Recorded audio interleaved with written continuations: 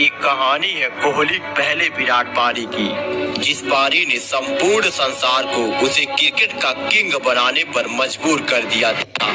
सचिन अपने करियर के आखिरी पड़ाव पर खड़े थे और यहीं से उदय होता है the man the myth the king Virat Kohli का। एशिया कप 2012 जगह बांग्लादेश का मीरपुर मैदान। पाक का घमंड 7वें आसमान पर होता है क्योंकि धोनी की सेना बांग्लादेश से हार कर आ रही थी और पाक टीम श्रीलंका पराजित की।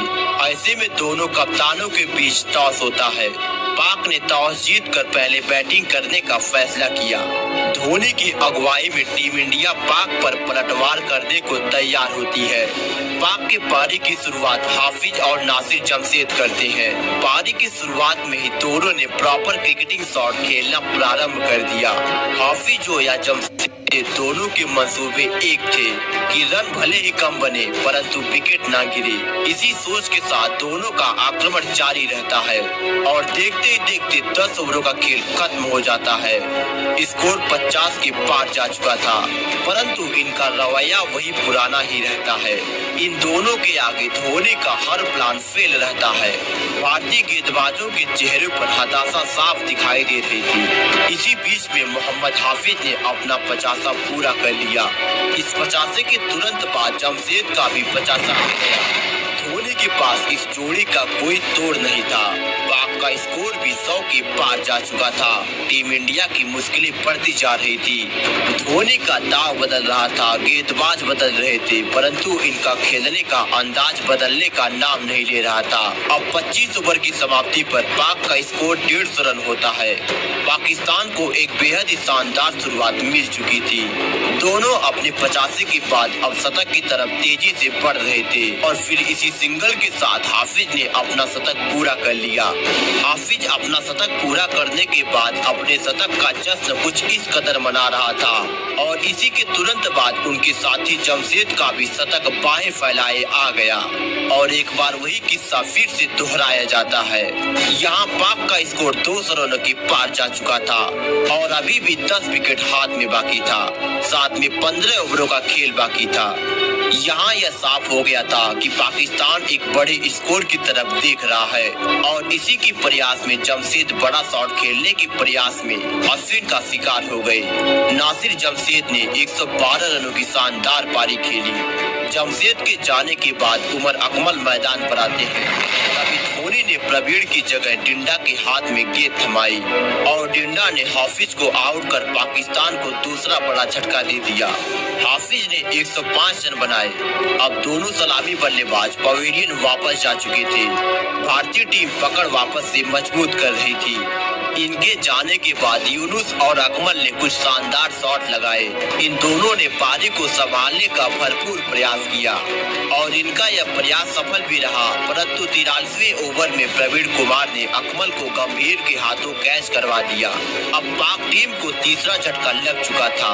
अब शाहिद अफरीदी नाम का तूफान मैदान पर आ रहा था लेकिन मैच फिनिश करने के लिए मशहूर अफरीदी दर्शकों की तरह यूनुस खान की पारी को निहार रहा था क्योंकि यूनुस का बल्ला आग उगल रहा था और शाहिद अफरीदी ने भी अपना हाथ खोलने का प्रयास किया और उसमें सफल भी रहा परंतु दूसरे प्रयास में बाउंड्री पर कोहली को कैच थमा पवेलियन चल दिए परंतु यूनुस ने इसी चौके के साथ अपना 50 भी पूरा कर लिया। यूनुस खान 85 को किसी शतक की तरह आंक रहे थे लेकिन सुरेश रैना के शानदार कैच का ये भी शिकार हो गए। यूनुस के जाने के बाद पाक के पारी को वो गति नहीं मिल सकी जिसकी चाहत में पूरी पाकिस्तान टीम बैठी थी और आखिरकार 50 ओवर समाप्त होते होते पाकिस्तान टीम 50 ओवरों में 329 रन बना लेती है। उस वक्त क्रिकेट की धरती पर टीमें 300 बनाकर अपनी जीत पक्की समझती थी और यहाँ पाक टीम 330 का टारगेट सामने रखी थी। भारत की तरफ से गौतम गंभीर और क्रिकेट का भगवान स्वयं मैदान पर आता है परंतु गंभीर दूसरी पारी के पहले ओवर में दूसरी गेंद पर हाफिज की गेंद पर एलबीडब्ल्यू आउट हो गई। हाफिज का जश्न मानो जश्न नहीं भारतीय बल्लेबाजों को चिढ़ा रहा हो और गौतम गंभीर बिना कोई रन बनाए पवेलियन वापस चल दिए। अब मैदान पर उस शख्स आ रहा था जो आने वाले वक्त में क्रिकेट का किंग बनता है, विराट कोहली। विराट आते ही गलती से एक चौका लगा देते हैं लेकिन फिर विराट के बल्ले खोलने से एक दनदनाता हुआ चौका निकलता है। विराट के बाद सचिन तेंदुलकर ने भी अपना हाथ खोला, एक बेहद ही शानदार चौका लगाकर। अब 15 ओवरों का खेल खत्म हो चुका था, स्कोर 100 के पार जा चुका था। सचिन विराट के बीच की साझेदारी भी पूरी हो चुकी थी। पाकिस्तान का हर खिलाड़ी हताशा का शिकार हो रहा था।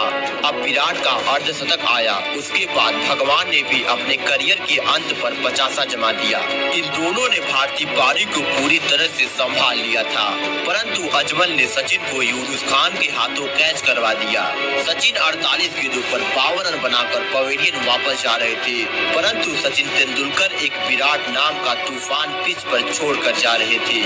उधर रोहित शर्मा मैदान पर कदम रख चुके थे। रिप्लेसमेंट के तौर पर रोहित राठ की जोड़ी रहती है। अब 20 ओवरों का खेल खत्म हो चुका था और विराट ने अजमल को चौका जड़ और देखते देखते 25 ओवर की समाप्ति पर स्कोर 161 रन होता है। अभी भी भारतीय टीम को 25 ओवरों में 169 रनों की दरकार होती है, तभी विराट का ऐतिहासिक शतक पूरा हो गया। विराट कोहली का ये विराट जश्न आने वाले समय का गवाह था। भगवान का आखिरी मैच और विराट ने शतक लगाकर उनकी परंपरा को आगे बढ़ाया। पूरे देश को सचिन को क्रिकेट छोड़ने का गम था, लेकिन विराट ने कुछ हद तक उस गम को कम करने का प्रयास किया। उसके बाद तो रोहित ने एक ऐसा लंबा छक्का लगाया जिसकी गूंज पूरे स्टेडियम में सुनाई दिया। इन दोनों की इतनी खतरनाक बल्लेबाजी के आगे 330 का टारगेट भी घुटने टेकने पर मजबूर हो रहा था। यहाँ से विराट का आतंक और भी बढ़ता जा रहा था। जब 79 गेंदों पर 101 रन बनाना था, तब विराट ने बढ़ते रिक्वायर्ड कंट्रोल करने का प्रयास किया। उधर रोहित ने भी अपना 50 पूरा कर लिया, परंतु अब जो होने वाला था उसकी कल्पना किसी को नहीं थी, क्योंकि विराट ने पाक गेंदबाजों के विरुद्ध ऐसा बर्ताव किया जो हर किसी को हैरान कर रहा था। उनका हर एक शॉट को देखकर लोगों को अपनी आंखों को सुकून मिल रहा था और विराट ने अब 150 रनों का आंकड़ा भी पार कर लिया। अब यहाँ से भारतीय टीम को 51 गेंदों पर 62 रनों की दरकार होती है, परंतु विराट कुछ ज्यादा ही जल्दी में दिख रहे थे। सचिन के जाने का जश्न पाक के लिए विराट की पारी ने बदल दिया। रोहित भी अपना अंदाज दिखा रहे थे, परंतु विराट का कोई जवाब नहीं था। अब भारत को 30 गेंदों पर मात्र 30 रनों की जरूरत होती है। स्कोर 300 रन पहुंच चुका था। रोहित को पाक ने आउट तो कर दिया, लेकिन जब तक रोहित शर्मा आउट हुए तब तक पाक के लिए बहुत देर हो चुकी थी। रोहित ने 68 रन बनाकर पवेलियन चल दिया। रोहित के जाने के बाद सुरेश रैना मैदान पर आते हैं और आते ही चौके के साथ स्वागत करते हैं। जब 18 गेंदों पर 12 रनों की जरूरत होती है, तब विराट आउट हो गए। कोहली ने अपने करियर की सबसे विराट पारी खेली। 148 गेंदों पर 183 रनों की तूफानी पारी को अंजाम दिया। सचिन के रूप में विराट मिल चुका था। अब धोनी रैना की जोड़ी मैदान पर होती है और रैना का ऐसा बर्ताव भारतीय टीम को जल्द ही मंजिल तक पहुंचा दिया। उसके बाद धोनी ने इसी चौके के साथ पाक को धूल चटा दिया। पाकिस्तान की तरफ से 2 शतक आए, पर विराट का एक शतक पूरी पाकिस्तान टीम पर भारी पड़ गया और भारतीय टीम 13 गेंदें शेष रहते 6 विकेट से इस मैच को जीत ली। अगर आप भी क्रिकेट के दीवाने हैं और अभी तक हमारे चैनल को सब्सक्राइब नहीं किया है, तो तुरंत क्रिकेट मेनिया को सब्सक्राइब करें और घंटी के आइकन को दबाना न भूलें, ताकि आपको हमारे नए वीडियोस की नोटिफिकेशन मिलती रहे।